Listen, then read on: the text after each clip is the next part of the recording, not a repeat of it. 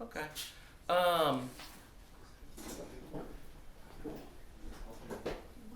It looks like I can do anything I want and start anytime I want. So I think I'm just going to do that. And thanks for coming out. We're going to hear some new work.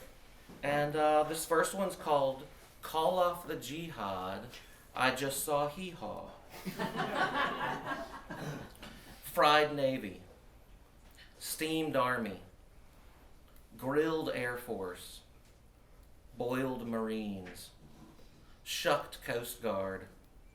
Sous vide Space Force. I don't know if I want to eat at this restaurant.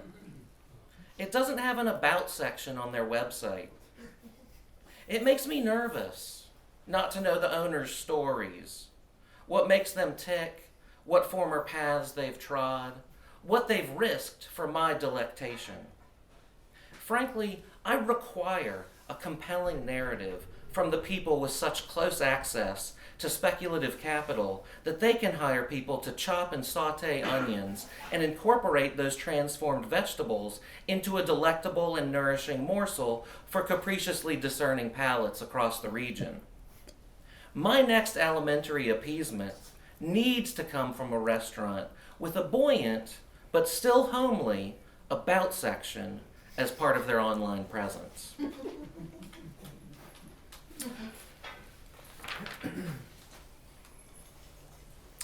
Homesick for Pre-Nationhood, a previous version of this, happened at Granby Grill a couple of years ago. Made with triple benzoate is what I sing instead of living in America. Made with triple benzoate. Pretty sure it was an alternate lyric when Dan Hartman wrote the song. I'm positive of all this since the salts and esters of benzoic acid produce benzoate, which prompted the producers to hire Stevie Ray Vaughan to play lead guitar on the James Brown hit. Ow!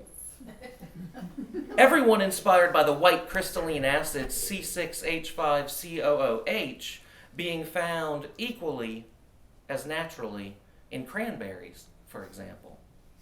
Say it loud! C7H6O2 can also be made synthetically. And used especially as a preservative. Hit me! I'm not being pejorative. Of foods. Or as an antifungal agent in pharmaceuticals and organic synthesis. Superhighways toast the coast. Thus, benzoic sulfamide is actually better known as saccharin, which is perfect for this season. Eye to eye, bacon to bacon, a benzene ring around the nation. Made with triple benzoate, and you can take it into the other parking lot if you don't like it. Seriously. If for some reason you've got an issue with the presence of triple benzoate in your adrenal, sebaceous, or pineal glands, I've got some advice for you. Take it into the parking lot and Rorschach it for your Aunt Jane. That's right, Rorschach it, right in the mirror of a parked car. Rorschach it, face smushed against the reflective coating applied to the shaped glass. Once you can picture the scene perpendicularly, face smushed into its own reflection, then you can lubricatingly recognize, backsplash, that the enemy's perspective is always one of perpendicularity. And now you can alter ego, double wash, strategize your personalized Rorschach face smush as a convincing talking point for the new liquid crystal alignment. That is, insect repellent. Benzyl benzoate. And that's why all of us are made with multiple benzoates. I know you've heard them say, made with benzyl benzoate. Aggression is often a plea for dignity. So I opted out of both in favor, as you can tell by now, of the most common aliphatic hydrocarbon and the basis of so many organic compounds. Benzo, I ate everything.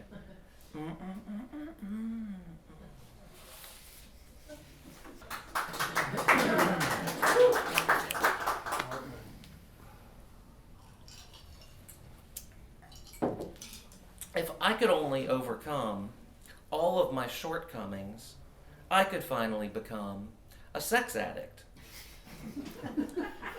Creatures in your yacht, creatures crawling out of your yacht. I saw you go to the store and I wondered what you bought, but then I remembered seeing the creatures crawl out of your yacht. Yacht means biggest, wiggliest wish. What do you want for Christmas, little creature?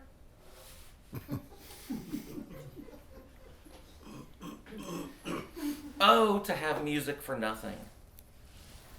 When I say I want to externalize things, it does not mean I want to actualize them. It means I want to make more things external to me. And that's why my hobby is stream of consciousness. I hear it's getting pretty popular, but I'm just into it like crazy. Poison dart frog, devoted animal kingdom parent, carrying massive tadpoles on back to water source. I'm into the stream of consciousness, and the stream is pretty into me. Just like how the poison dart frog tadpoles need to be kept wet in a moist jungle environment so their parents take turns opening a stream of urine onto them. My prediction is that this whole stream of consciousness thing is going to grow and bulge and splinter and flow. I'm so into this hobby. For instance, it's really good Kristen is here because this came to me at her reading. For instance, I just straight up cognized that turtle eggs have to be the same color as the moon, otherwise, what's the point of either? Then my consciousness told me that people don't jump out of cakes anymore. They just get inside and decide to live there. My stream also informed me that apex prey are the height of vulgar diplomacy. Stream of consciousness. That's my hobby and I'm sticking to it, even if it slips right by. No more embodying anything in any kind of form for me. That's just way passé. Waddling in the stream. Oh yeah, that feels right.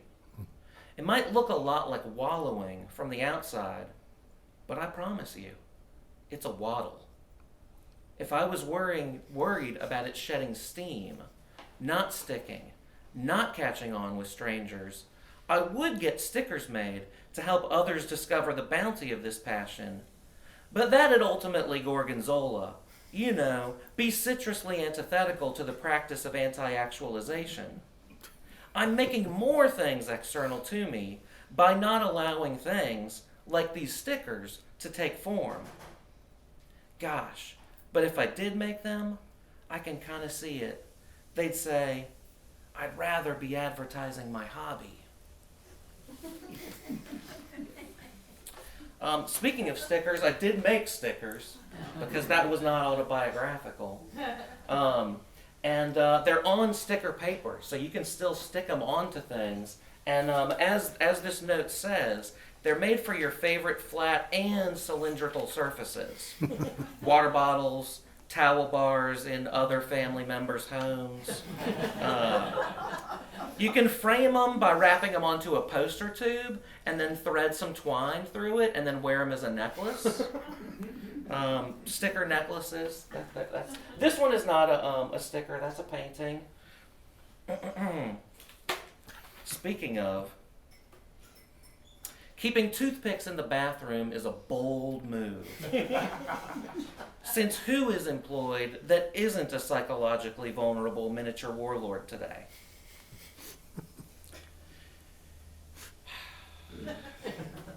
If our ability to love is what makes us human, what does our inability to love ourselves make us? Perfect economic subjects. Objects. This is a redo of an older one I think I also did out in the foothills of Granby parking lot. But it's expanded and gotten more dire. The sumptuousist. I understand you like currency. Maybe even currencies. There's a new one I think you'll love. Nomoo proso. It's money with images of people you're destituting on it. colleagues and such, potential colleagues and such like, the ones in your office, the ones that didn't get hired to go into your office, the ones in your field who do not get paid as much as you do. Anyone can show up on your coins and bills at any time as long as they make less money than you. The people that didn't get the opportunities that you did usually show up first. Folks who get less chances, less interviews, less job offers, they smile on your money when you bring it out to buy chocolates and vacuums and vitamins and dust brushes. In a nod towards salvation, Nomoo Prozo also issues credit cards. Credit cards with little screens so you can see the crowds of people you owe your purchasing power to. They're often waving and wavering. Digital transactions are personalized too. After each online financial event you're involved in, you'll get an email or a text, or both, containing a quality stream utilizing at least 40,000 pixels per square inch of face. You also choose the speed of the stream, the pulse and the rate of visible face per dollar spent. Oh, how the faces will glide by, convincingly representing your place in your community. Get the money with faces on it. The faces of your associates, the faces of those you've affected. As a special bonus, for the first 3 months of service, the images of those you are actively destituting will also include pics of their families, friends, pets, and full communities. All the beings they are currently disappointing because of their lesser earnings compared to your own. Don't you want that money with images of your others on it? They are your others. People poorer than you that you help keep poor. Their money is yours. So why not put images of their bodies in your pockets too? They are yours. I know you like currency. Nomoo Prozo. Face money. Oh, and your face will automatically be on the money of everyone who makes the money that could have been yours. No fees for that. Your face is already on it. Face money. It's just for you. Good one. Comedy is supposed to be about people versus objects, not people versus people. As far as pitch is concerned, I hear unresolved chords when there is resolution, which probably explains why I'm so good at falling in love and perennially underemployed. How could you not want the sky inside you? We don't hear a lot about the Colorado-Nebraska border, and you didn't hear that from me.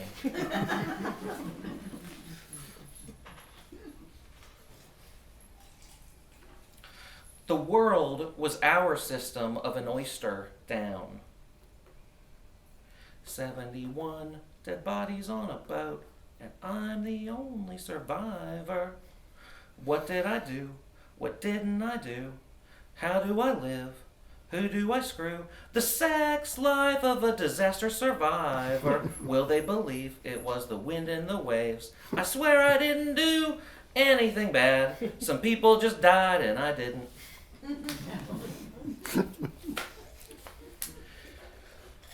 I know a while ago I read a bit of from this sequence of World Derrières, but I got some revisions on those. So a World Derrière is a speculation on the final occurrence of a formerly common human activity. For example, the last time anyone ever listens to the U2 album No Line on the Horizon. This one's actually already happened. A 13-year-old boy named Tyler from Bowling Green, Kentucky, was on a Carnival cruise from San Diego to Ensenada in June of 2014. He was circling the upper deck with vague hunger, for lunch was over, but he had only eaten some warm fruit and a piece of bloody bread. The bread had been bloodied by a piece of roast beef his older sister had teasingly put on his plate in order to disparage the conscientiousness of his eating habits.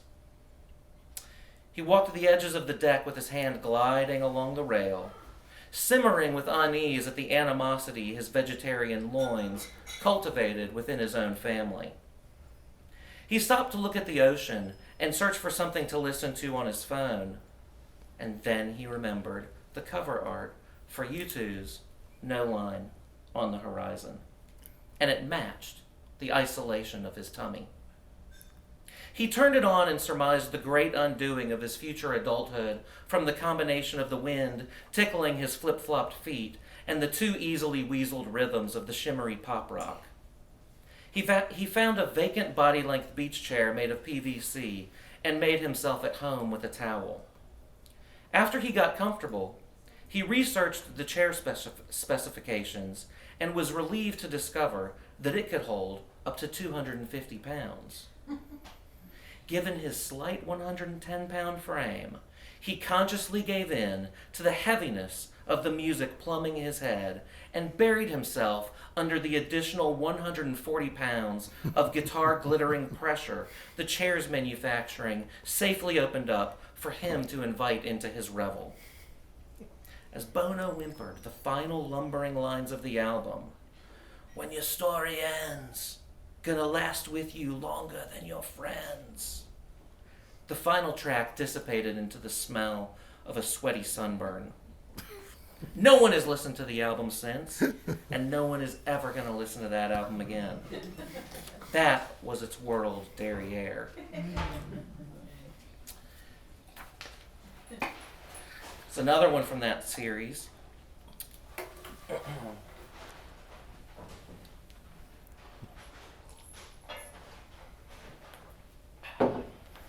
It's called The Last Fuck. By the time of The Last Fuck, there has been no potable water for decades. People drink blood distortions, bloods of themselves and recently killed animals mixed with ground mineral compounds.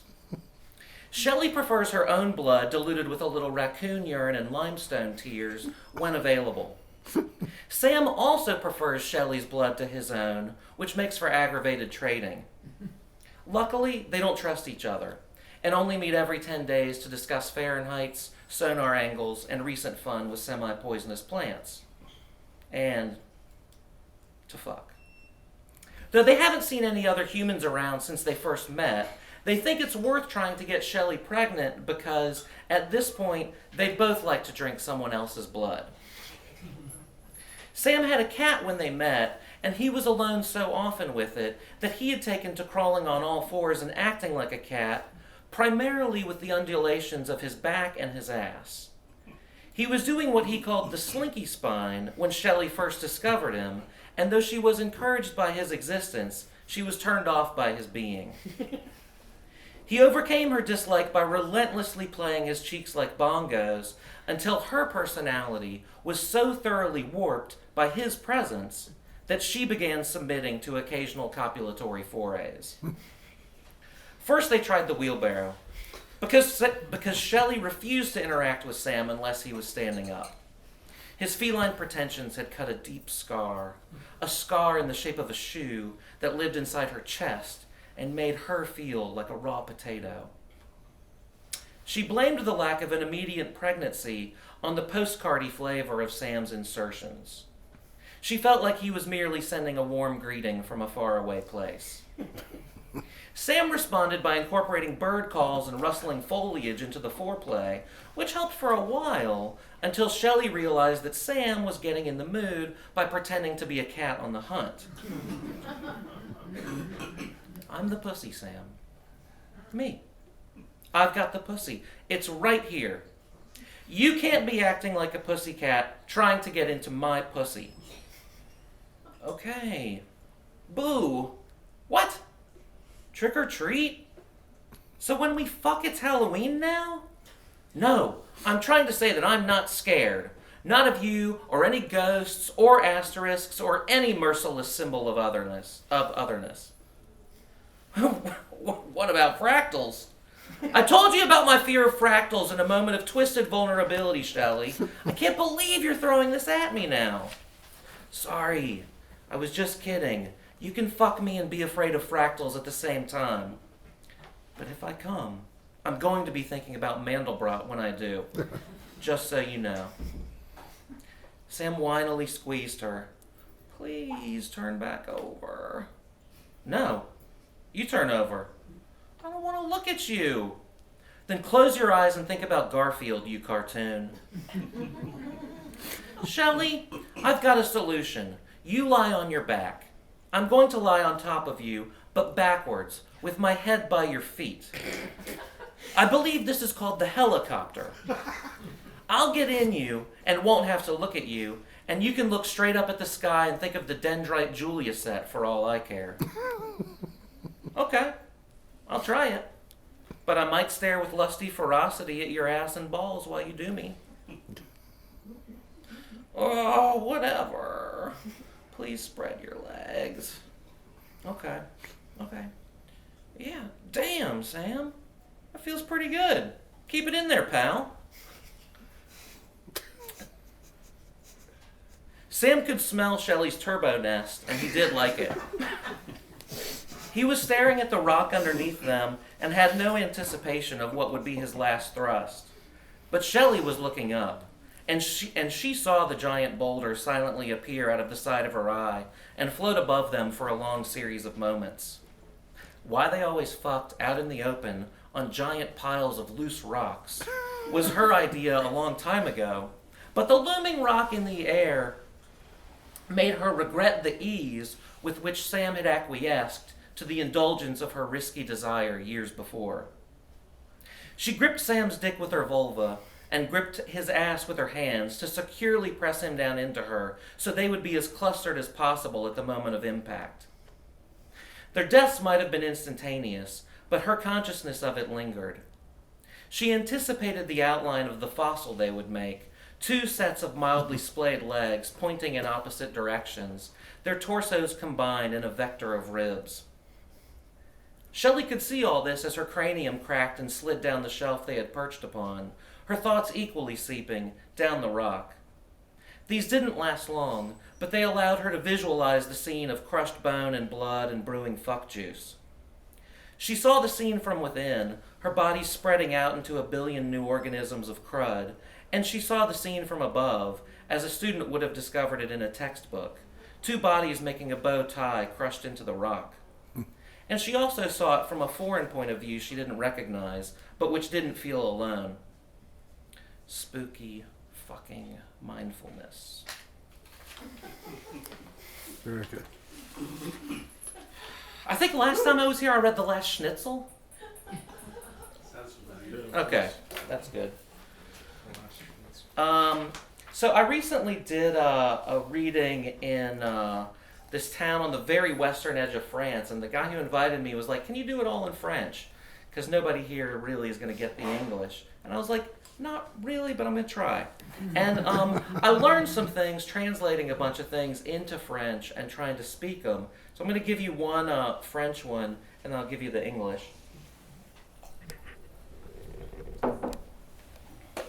La vie est une fantaisie parce que parfois les galettes. So in this part of Brittany, the savory crepes are galettes, not the little tarty things.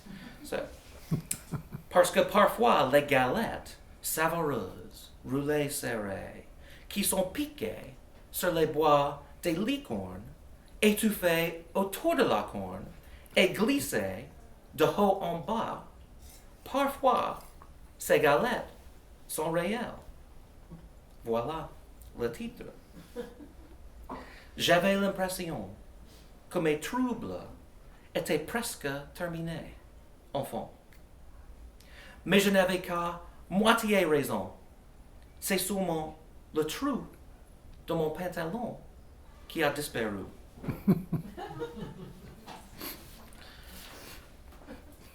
Life is a fantasy because sometimes unicorns with burritos, spiked and smothered and slid up and down their antlers, are real. I was feeling that my troubles were nearly over, finally. But I was only half right. It was just my trousers that were done. It's another one about a cow, but it worked for a farmer. I don't know about y'all. So when I do speak other languages, I realize that 75% of the time, even if I'm getting all the consonants in the right order and things, nobody understands me anyway. So this one is based on speaking English and mispronouncing the vowel sound. It's called The Surgeon's Response. Mi favo raiti fo od eyes placeba. Eight li ace they wait the teal me eyes. My favorite food is placebo. At least that's what they tell me it is. Slip diagonali acros yo lovir tomaki vasi apitiz de aim owned gry merks. Sleep diagonally across your lover to make those appetizing diamond grill marks. A brained knee wide tubby of toth pasty? After your weight it died to the laced oni? A brand new tube of toothpaste? After what I did to the last one? Leet Evie Rython come eat folks I Erkly. Playai adiade bodai on teve. Ya uer vi ewine haybites a rekylier. Let everything come full circle. Play a dead body on TV. Your viewing habits are killer. Let everything come full circle. Lead Evie Rythai come eat full Cy Erkly.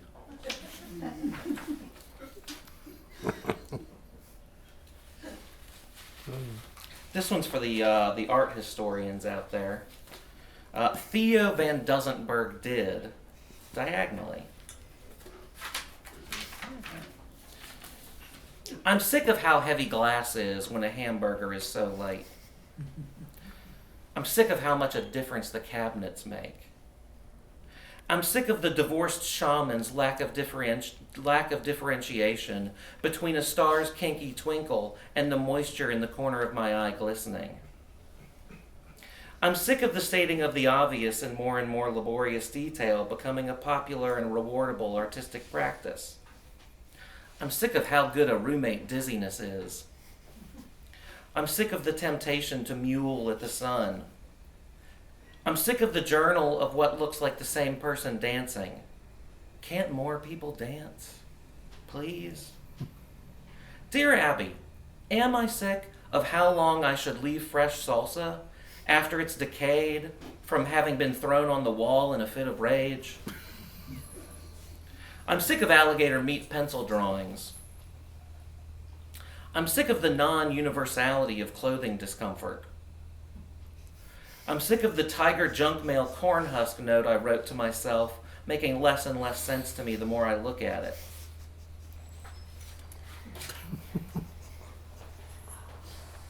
Instead of saying thank you, say anonymous to you.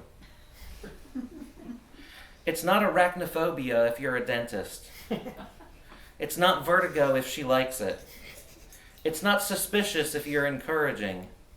It's not apologetic if he wants it.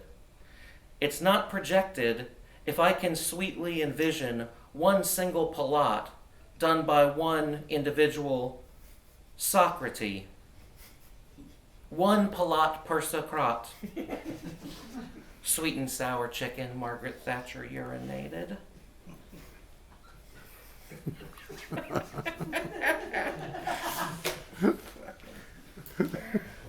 My favorite backhanded compliment. You're using the internet perfectly. Spearhead the ombudsman.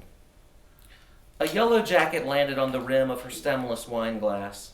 She flicked it off with a fulcrumed thrust of her middle finger, smeared the area the bug had rested on with her thumb, brought that exquisitely effective thumb to her nose, inhaled as big a waft as she could, luxuriating in the scent of yellow jacket foot grease blended with her own demonstrably functional finger oil. I'm such a success. And poured a stream of closer to lukewarm than chilled white wine down her gullet to complement the adventurousness of herself in such an outdoorsy experience.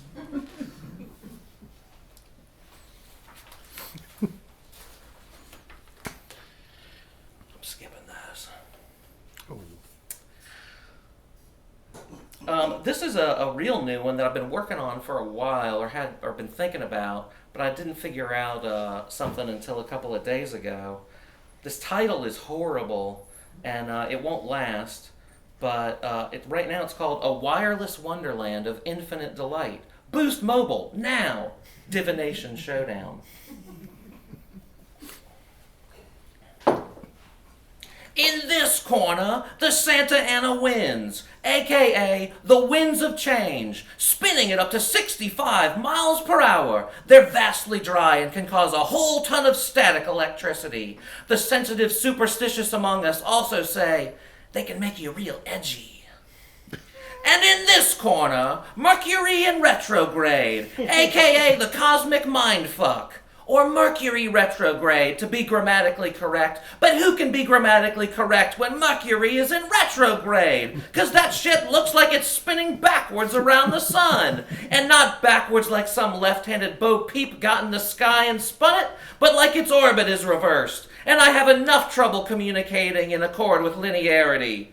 Ding, ding, ding, round one. Here comes Mercury in retrograde, immediately wafting its characteristic optical illusion, spinning right through the shaft of the cool, dry, high-pressure mass that the Santa Anas thought were one of their strengths. That tense, wrathful Santa Ana mood is going to have to strike back, or Mercury in retrograde is going to take this superstition calling card all the way to one of Jupiter's moons. Look at that! A cool, bone-dry, high-pressure mass of air is spelunking right over the top of all that spinning.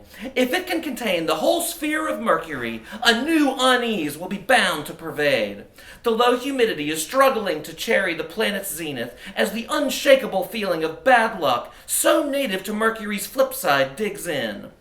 No one ever said the patron planet of the internet would falter in front of a simple pressure gradient. But look there.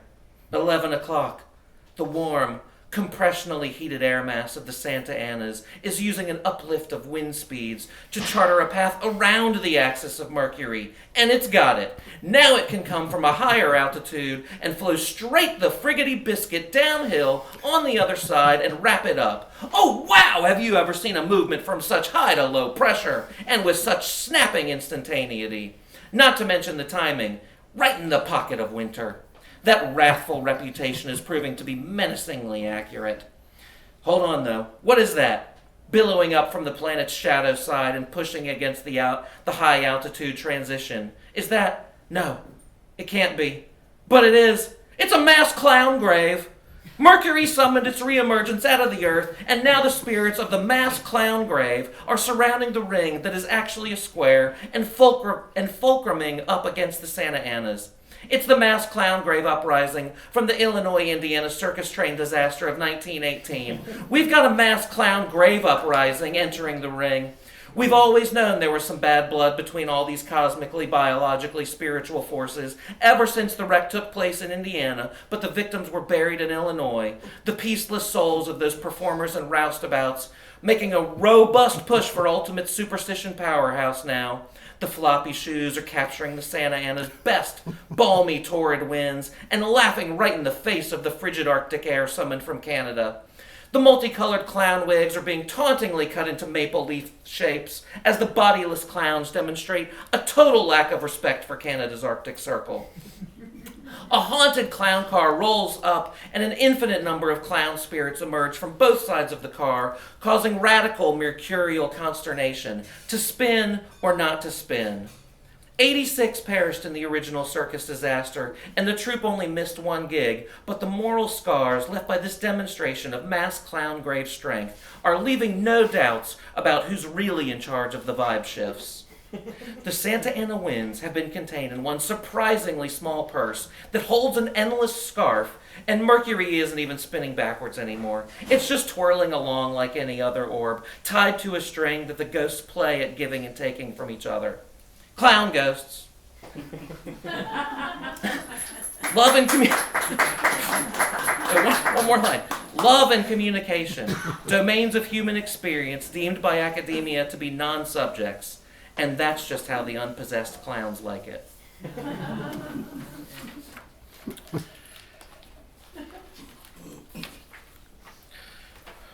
Skipping that. Okay, we're going to do 2 more. I could be a Moomin in Mooey Jarvie.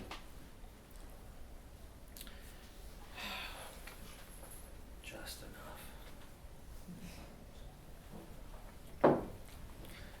You can turn away from a sunset or anything that's already given you enough, no matter if, or maybe especially because, it still has a lot of other future beauty. The opposite of the tragedy of the commons. The wantonless optimism not to take, but to leave everything full. Okay, and for this last one, I'm reminded that I had an idea since I don't have any books to sell. I want to pick out a book for you, and I'll inscribe it, either for you or a friend, as if I wrote it. And that way we can support this bookshop that is being so generous with their space and time and liquids. Now I anoint my socks with light by stretching them to let it in while my foot enters. You know any stripper mystics? A little bit hippie, a little bit dominatrix, a little bit master's degree. Someone that loves wearing confrontational lingerie in public. The kind of lingerie that would make a surfer nervous. I met a gal like that. She led a meditation I was unwittingly present for, waiting for a concert to begin. Directly after she finished the meditation, she walked off to the side and pounded a full 32-ounce kombucha, bottle bottom to the clouds. Then she high-fived a fan about a recent chimpanzee event.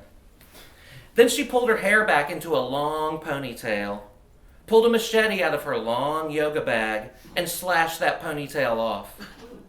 Then she took the bundle of hair and ran around the room, hair splashing the exposed feet of everyone wearing sandals or flip-flops, crunching her nose and looking derisively at anyone who had deigned to cover their tootsies.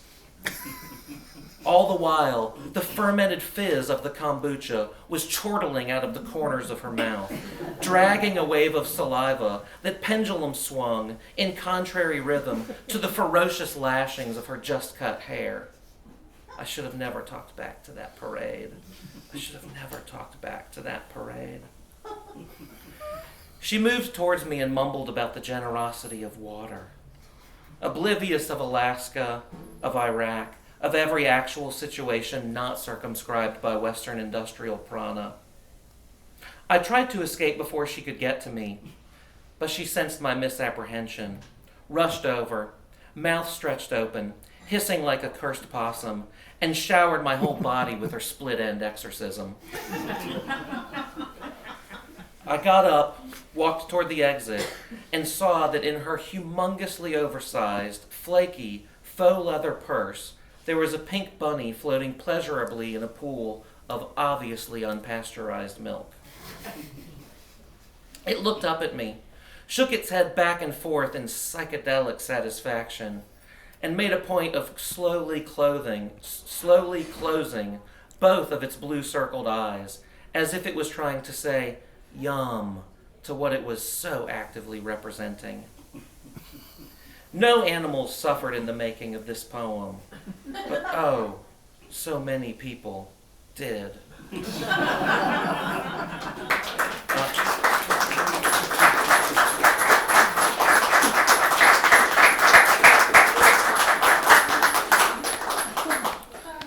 Thanks to Mr. Taylor for making this possible in this wonderful bookstore. These stickers are real. And the inscription is a real offer. Any questions? Sometimes I know people take questions about writing. I didn't know a stripper missed it. Yeah.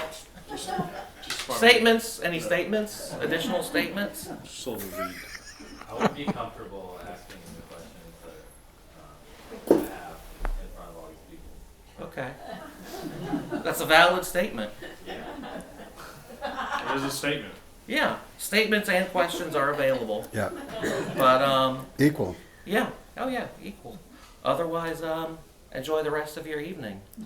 I take tips.